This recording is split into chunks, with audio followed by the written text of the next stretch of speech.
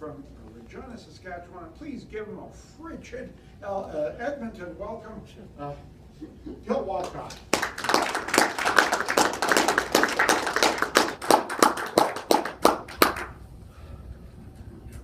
Well, thank you for having me, and thank you for coming out. I guess I'll start from the beginning. I was brought up in a non-Christian home. I was a good Canadian. I believed the news. I believed the government could look after you, and I believed that groups that were politically incorrect were bad. That they were evil. That they had hateful agendas, and I believed in my public school that everything that they taught me was true. I never questioned it, whether it was evolution or whether it was the idea that whites are indeed privileged. I bought it all. I bought it all. As it is, I guess it was around the age of 14. Those types of values will affect how you behave.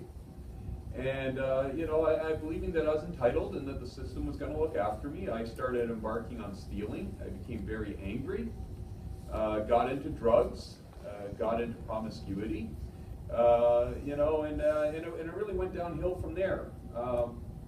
Now, as a young adolescent, not everything was going great. Like, my mother was an alcoholic. My sister was in the foster home a lot. I was in foster homes. I bounced through many of them. And so consequently, I was a very maladjusted person. I had no God. I had a sense of entitlement.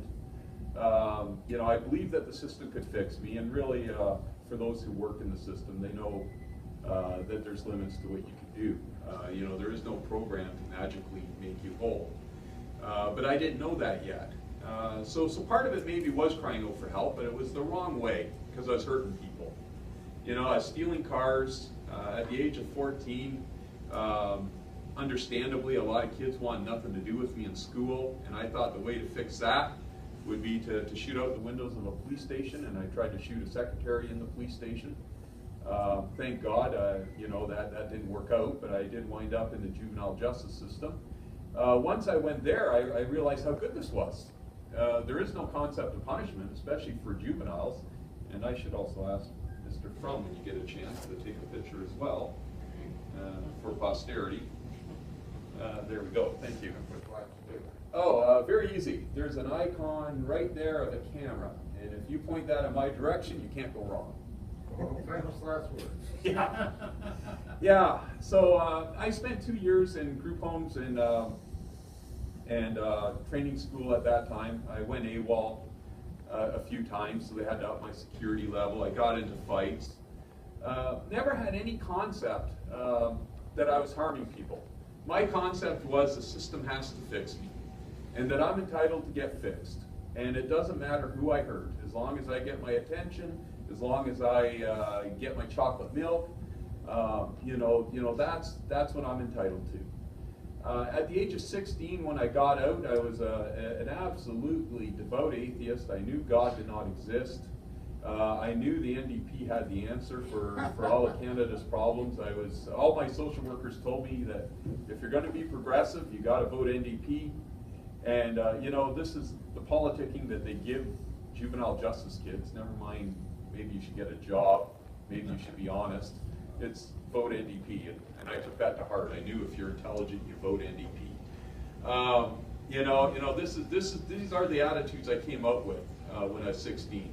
Like I said, I was a very maladjusted person. I was a thief. I was violent. I was, at this point, I was basically sexually addicted. I just looked at women as objects. But strangely enough, I was quite a vociferous reader. And I read a lot, and I read a lot of nonfiction even back then. If you asked me who the president of some esoteric country in Asia was, I probably would have been able to tell you. I knew the capital of every country. So I'm hanging around these kids whose deepest interest is drugs and maybe the Rough Riders. And here I am talking about some dictator in El Salvador and the political situation there. So as you know, I never really did fit. I was kind of an unusual person that way.